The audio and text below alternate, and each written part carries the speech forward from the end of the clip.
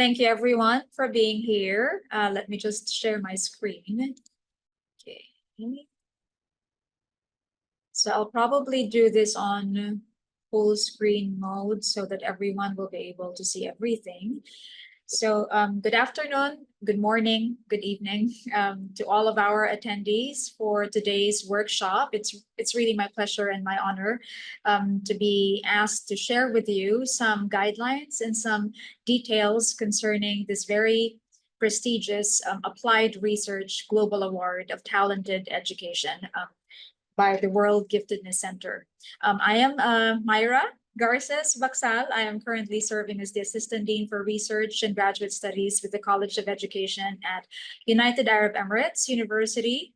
I am also an Associate Professor with the Department of Special and Gifted Education. So here is our agenda for this afternoon. First, I will be sharing with you an overview of what the World Giftedness Center stands for. And then we'll go right into what the award is about, as well as the incentives that are being offered by the World Giftedness Center.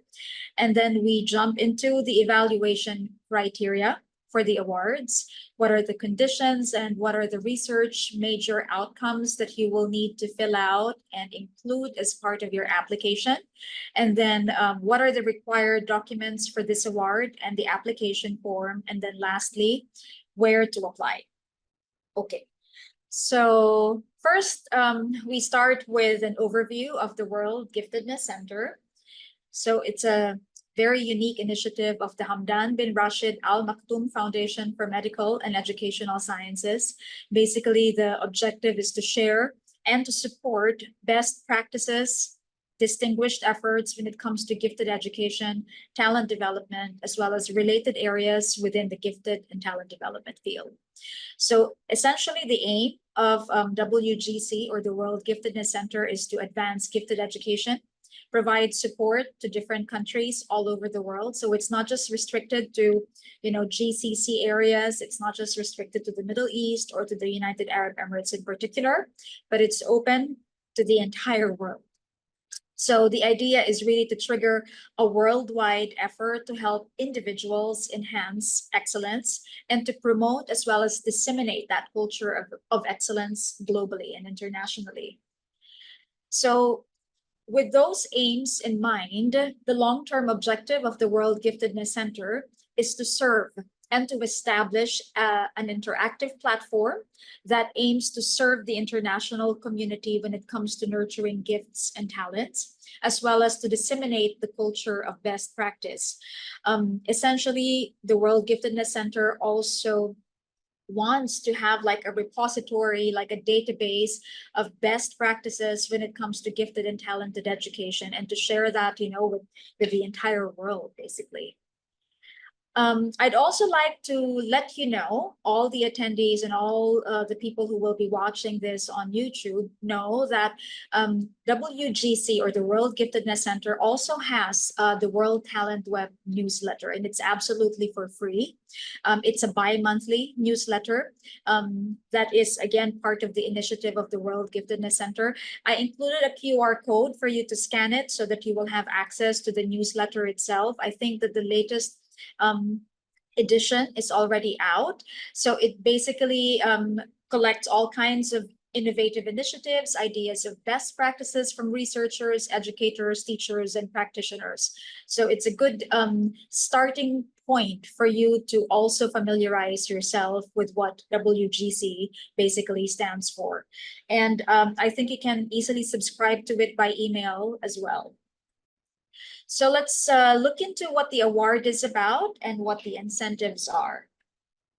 So the Applied Research Global Award of Talented Education is open to all international scientists who are publishing in the area of giftedness, particularly if your research is an outstanding and innovative one that really looks into giftedness and areas of talent development and areas related to these topics as well. So your submission for this round of the award should be a research publication or accepted for publication within the last 2 years. So that is inclusive of 2022 to 2024 as of the applicant's point of submission. And I will share with you later what the deadline for the submission is, because that's when you can have like a rough guideline of when those 2 years, the inclusive dates would be. So who is eligible to apply? We are now opening it up to all international researchers, be they very experienced ones or whether they're starting off in their journey as an academic in the field of gifted and talented education, so long as you feel that you have made significant contributions to gifted education, talent development, and the related areas of gifted ed and talent development, please do apply, consider applying for this prestigious award. So what will you receive by way of incentive? The winner will be receiving 25,000 US dollars, a certificate. You will also be receiving a trophy, as well as a round trip flight and in economy class and accommodations in order for you to attend the honoring ceremony. So we understand that, of course, a lot of publications at the moment are like joint authorship.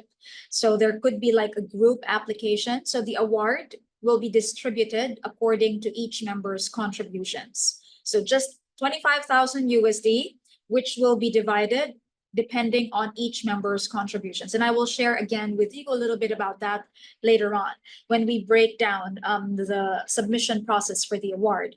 So who is eligible to apply? It should be the principal investigator. And it is the principal investigator who would also be invited to attend the honoring ceremony, and the award will be transferred after the ceremony. So what is the evaluation criteria for the award? So we can see here that there are specific components that the evaluators and the jury members will be on the lookout for. And I would strongly advise you to make sure that your application process closely aligns with all of these evaluation criteria. So 15 points would be allocated to research problem and its importance to the area of giftedness, how you have elucidated, what its importance is, what the significance of the research is about. And then 25 points would be allocated to the theoretical framework used by the researchers and the research questions. Methodology and research goals would have 25 points for the evaluation criteria. Analysis, discussion of the results, consistency with implications, recommendations, that's worth 25 points. Now, as you can see, the first 4 criteria essentially follow what any academic or any researcher will do in terms of their submission to a reputable journal. So quite oftentimes, a lot of the applicants forget the last aspect, which is the research innovative aspects and originality, because this is not usually included as part of the journal publication, but this is included as part of the evaluation criteria.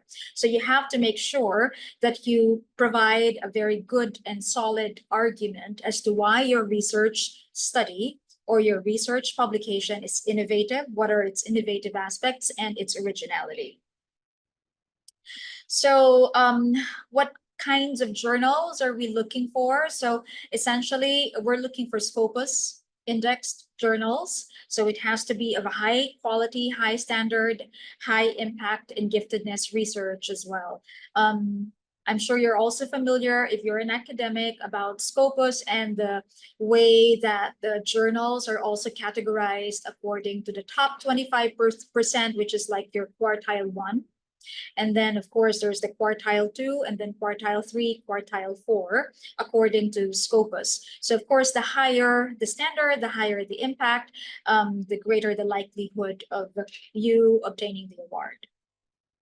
So what are some of the conditions as well as the major outcomes of the research? If you remember the evaluation criteria, you will see here that the major outcomes of the research closely align to that as well. So here are some of the conditions for a group application, particularly for the principal investigator. So first, let's go over each one by one, because I know that even though it's all found on the website, too often, we are very excited about our submission that we don't really take the time to analyze in very close detail what is required in the application. So first, the applicant should have reasonable research activities and publications of a high quality. And how do we know that? Because you also submit your CV, your curriculum vitae, as part of the application process. The research, of course, should be relevant to the field of gifted education in particular. The research should be published or accepted for publication during the last 2 years. So now it's 2024. So that will be inclusive of the dates of the years 2022 to 2024 as of the applicant's point of submission. So as I've mentioned earlier, it should be in a well-established, recognized, peer-reviewed, international journal indexed in major databases, including Scopus.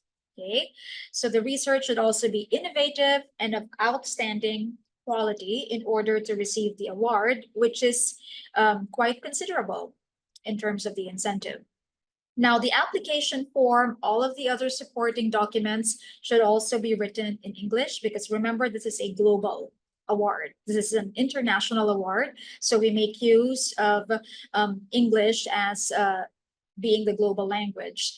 Only English may be used for the writing of the research. A research paper written and published in any other language will automatically be disqualified or not be considered for the award.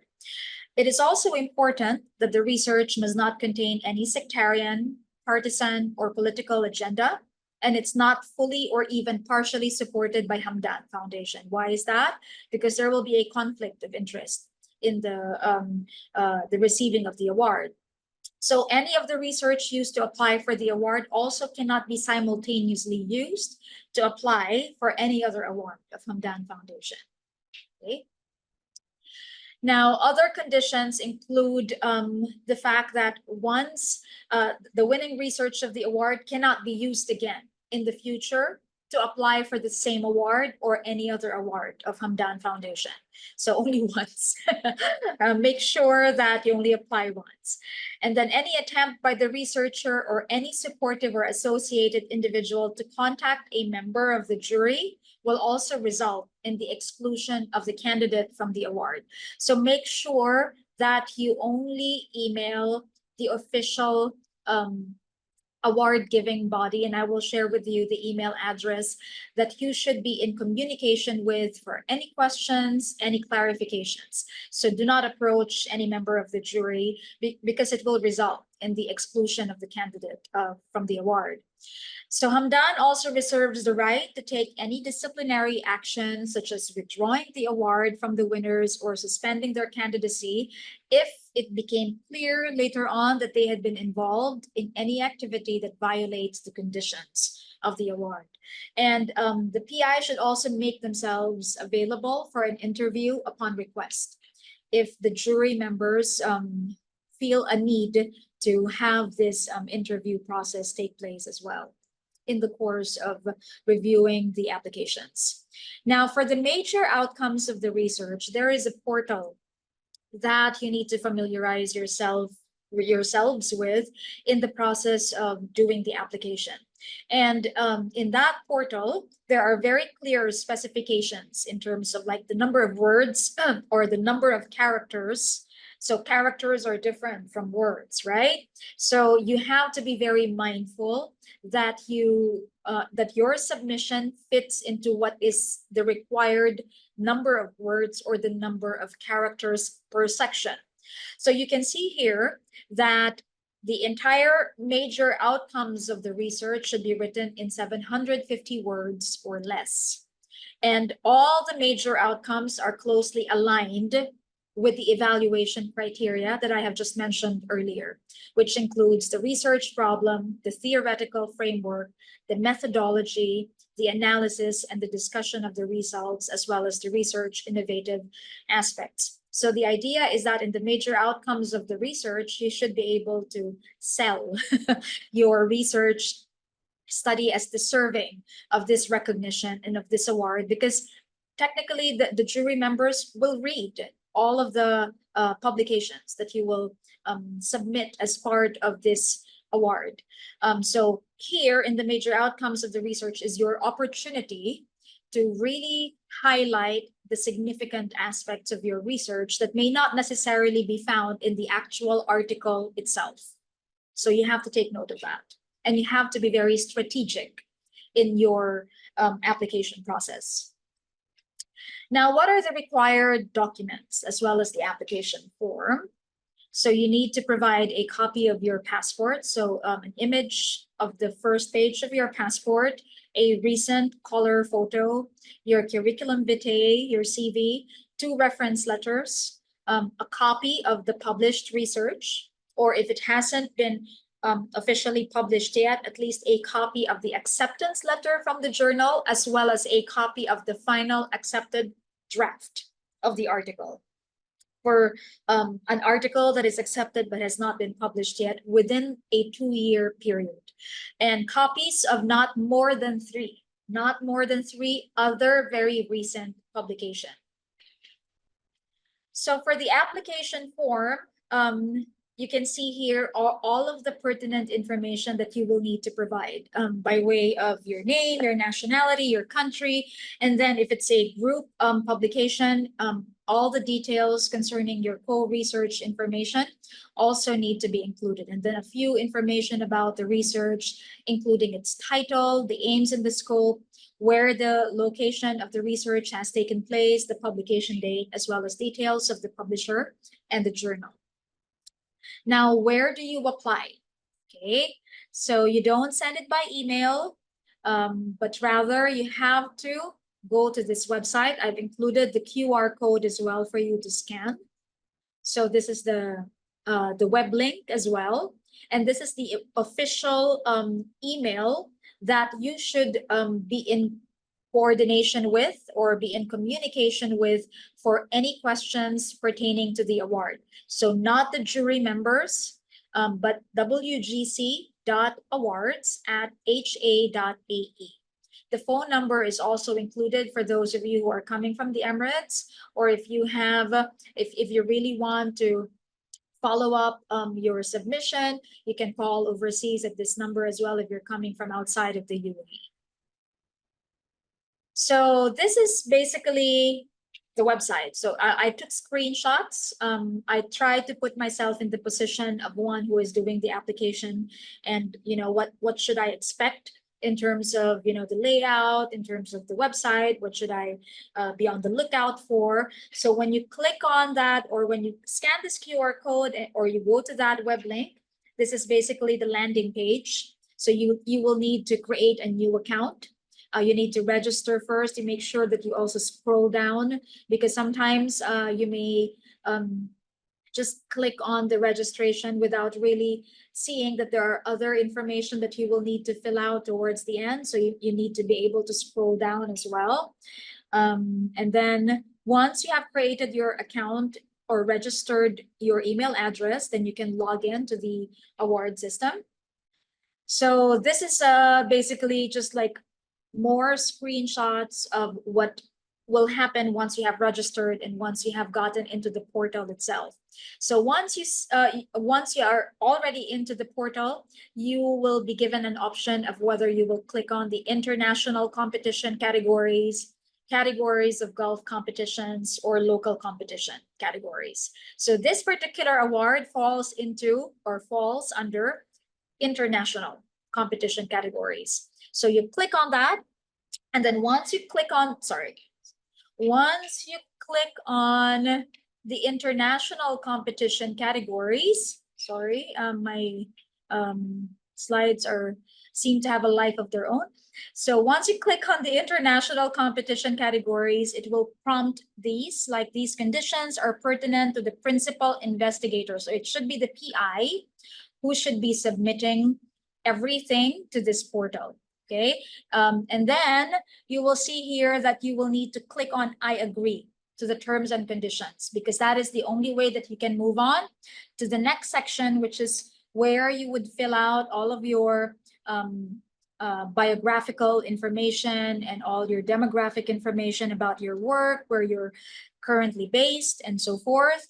And then there is again a section about the information about the research, you can see here that there is like a maximum of characters. So it's not a word count, but rather the character count. So the research title maximum is 200 characters. Research aim and scope, maximum of 1,000 characters. So research location, maximum of 200 characters. So make sure that you follow this very closely. Otherwise, you won't be able to move on to the next stage of the submission process. Now, it's also important to take note of the accepted file types for your submission. So you can submit or you can upload files that are of a .doc, .docx, or a PPT, PPTX, PDF as well, JPEG, and so forth. So make sure that all of your pertinent files are on the accepted file list as well. Okay. Now, when is the deadline for submission? So for the iteration of the WGC Awards for 2024, the deadline is going to be on the 19th of September 2024. I would recommend that you also follow the World Giftedness Center on social media, because they also put out on Instagram. They're on Instagram. So it's World Giftedness Center. All of this information could also be found there in terms of the deadlines, and it will remind you of, the timeline that you need to take note of as well. So the cycle essentially started in March.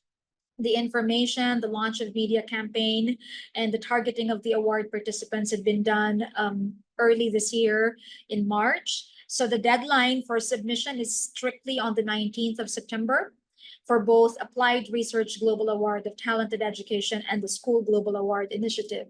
So for the second award, I will be talking about that tomorrow, same time as well. And October 2024 is when the judging of the submissions will begin, and then to be announced as to be determined when the announcement of the winners' names will be for the 2024 awards. Okay, so just to recap again, this is the website where you can apply for the award. This is the email address that you need to email for any inquiries, for any issues that you may encounter in your application process, and the phone number as well. Okay, and that's basically it. And I am now open for any questions that you may have for anyone who has questions.